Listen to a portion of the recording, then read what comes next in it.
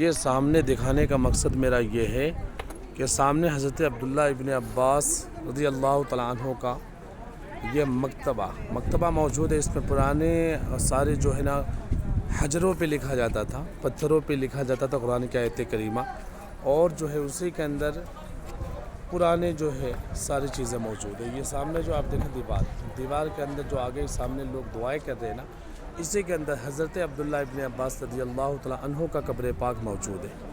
تو ماشاءاللہ یہ زیارت آپ کر لیں اور اس ویڈیو کو دیکھ کر اس ویڈیو کو لازم شیئر کریں، لوگوں تک پہنچائیں۔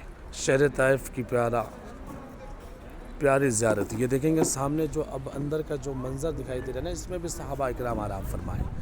تو ماشاءاللہ اس کو آپ دیکھیں اور سلام بھی پیش کر لیں، دعا بھی کریں۔ یہ دیکھیں سامنے شہر طائف میں سب سے اونچی جو عمارت ہے یہ آپ کے بالکل سامنے ہے۔ یہ دیکھیں سامنے